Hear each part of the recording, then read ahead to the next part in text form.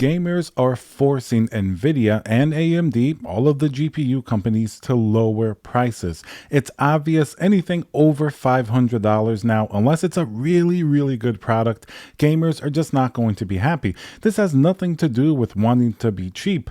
The problem is these companies raise the prices much more than is fair considering all situations involved, and they're giving us less of a product. Like, the hardware isn't good. Look at the 4070. Almost every single person that responds to any video that I make on the 4070, it's not a positive response towards Nvidia, and they all basically say that the 4070 is like a 4060 or a 4060 Ti at best with a $600 price. The base problem here is the hardware is not good for the price. That's all. It's not even anything to do with the economy. That has an effect, of course, but that's not the main story here. If Nvidia or AMD release a really good product at a very fair price, trust me, nobody's going to be complaining. I'll be the first to praise it. I think I'm a reflection of what people are really feeling on the market. Most of the maybe larger media outlets, maybe the larger YouTubers, they only say so much. They may throw in a word or two there, but I like to focus on what's going on with the GPU market because I think it's really important, and not that many other people are doing it aside from a few snippets. That's why I like to go in depth, and it's very important, I think, for gamers in general,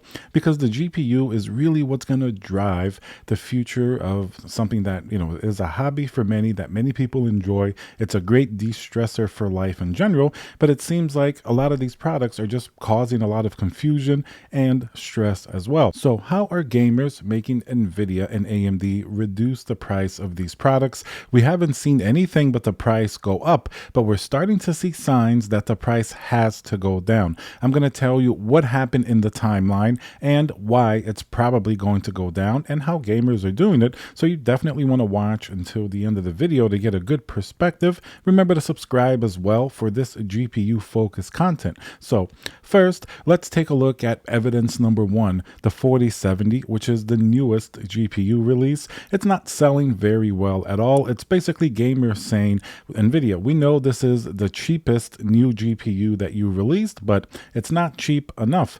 A lot of people say it should be at most 500, $450, maybe even $399, because not that it's a 70 class GPU, it feels like a 4060 or a 4060 Ti.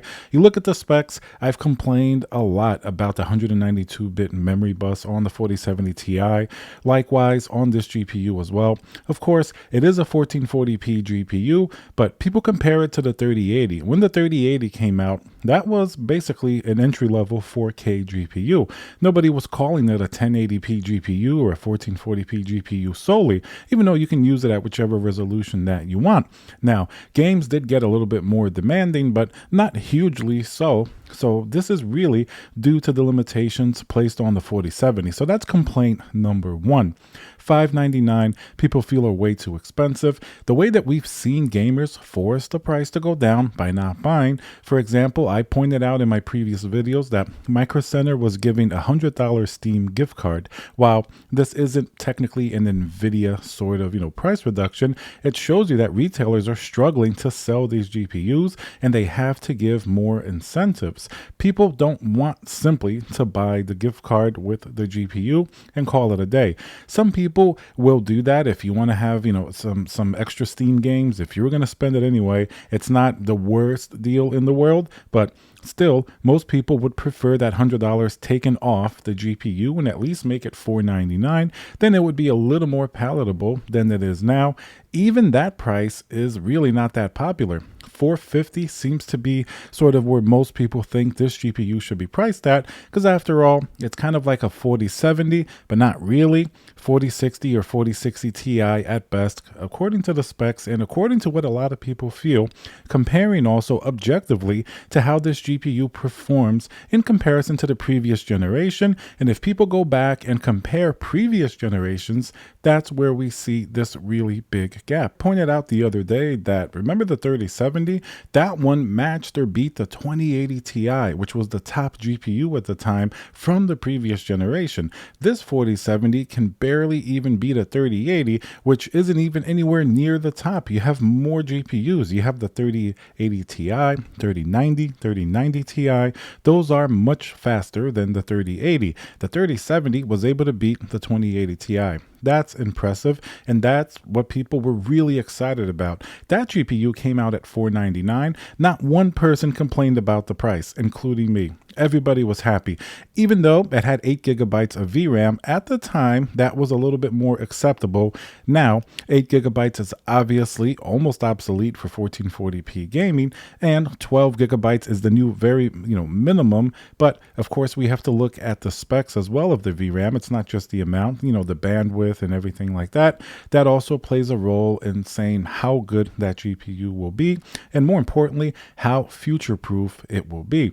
Even a 3070 today is starting to struggle at 1440p because games are really eating up more VRAM. So imagine the fate of a 4070 in a few years. 12 gigabytes is also going to be an issue, plus the slower VRAM. So that's definitely not going to be a GPU that's going to last very long, which is probably reason number 2 that people really don't want to pay these very high prices. You're not really getting that much more generation over generation for something like the 4070. By gamers simply not buying, it means that these stores have to give these incentives, and the news will get back to Nvidia at some point where they have to start with a lower price, which I believe they can do because some of these GPUs went up way too much. Let's look at some of the history. First, I think the most important GPU where the price change really happened that people miss, let's go back to this RTX 3080, the 10 gigabyte model, the Founders Edition.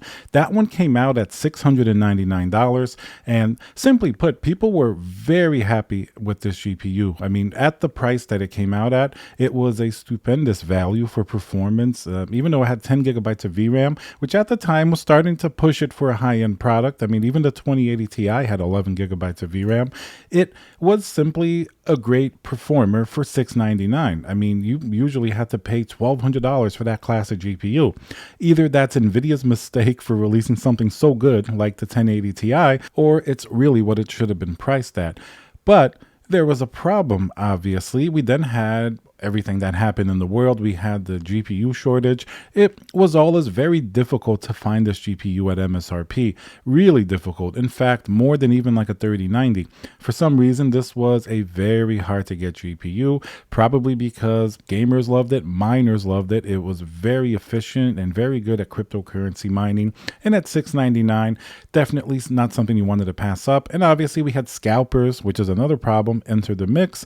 And this GPU sold on average for well over twice its price for a lot of its life when it first came out. You would see these for as high as $1,800 at some point. I remember May 2021, I actually saw one for over $2,000, and it sold pretty crazy for a GPU that was $699. And we were all paying attention. Guess what?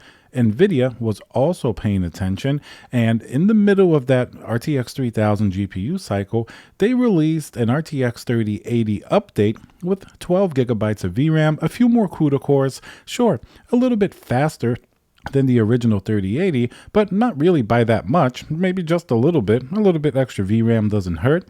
What they did do is almost double the price, and people weren't really paying attention nearly as much because we were still in the middle of the GPU shortage. It was hard to get GPUs, prices were really high, and this GPU, even EVGA was selling it at one point for like $12.99.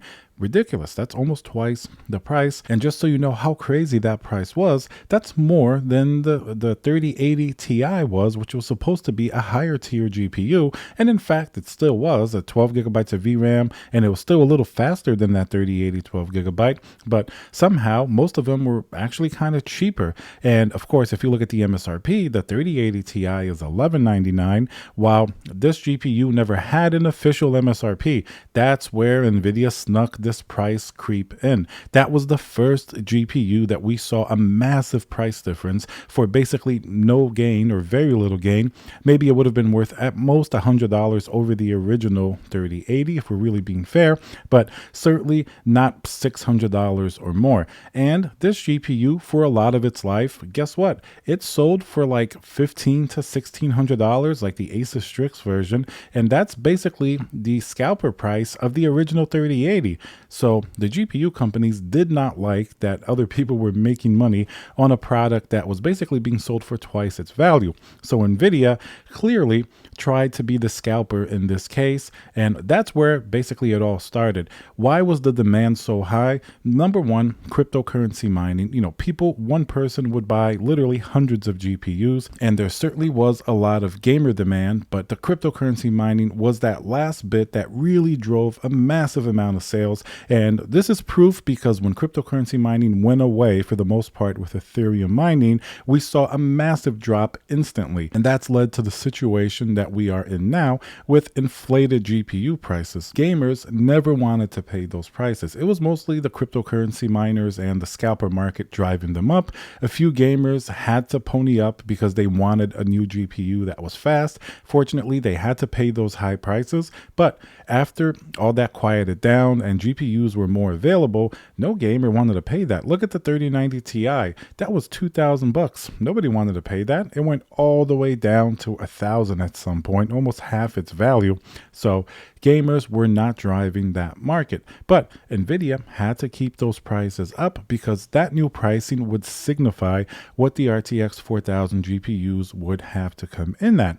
And then, of course, the 4090 was like a weird GPU because it is a very good product, but it also carried the price of the original 3090. So not much sort of complaints were made about that because it only went up $100 and it nearly doubled the performance of the 3090. So Nvidia definitely snuck that in. But the 4080, on the other hand, carried similar pricing to the previous 3080, and the performance wasn't nearly there like the 4090. So that's where the problem continued. And then we have the 4070 Ti and eventually the 4070. So that's a little bit of the history of how we got to this point with no more cryptocurrency mining apparent, and AI GPUs don't use consumer GPUs. They use very, more specialized products. It means that the gamer market never had that artificial demand that we thought was gamers, or at least Nvidia would say, but they've had various issues where that really wasn't true in the way that they were saying it.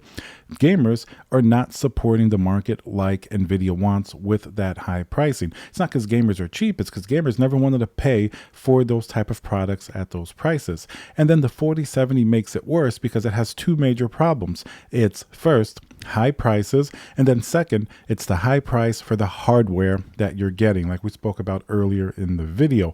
It feels more like a 4060 or 4060 Ti type of spec should be, because historically it matches a lot of the attributes of previous GPUs that were in the 60 class and not in the 70 class, like their performance over previous generation, like some of the VRAM specs, things that we've mentioned before.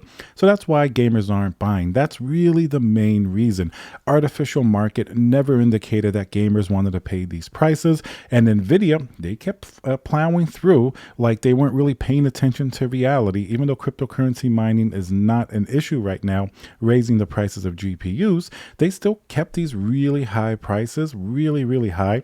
And then not only that, they reduced sort of the hardware and therefore making it cheaper for them on these GPUs, and they're relying on things like DLSS 3 in order to prop these GPUs up more and make it seem like they're more performant than previous generations when they really aren't. And even though I personally like DLSS 3 and it's its own application, it should be a side feature where games could take advantage of it. If you want to play, that's fine, but don't use it to really, describe the performance of a GPU in terms of its raw power, comparing it to previous generation GPUs, which do not have DLSS 3. I wonder, what are we going to do going forward in reaction to what Nvidia does? I mean, they obviously will have to lower these prices. They're just not selling. You could look at stores. They're not selling, they may sell a couple 4070s because it's new, but they're not selling in a volume that would make it a healthy market going forward in the long term.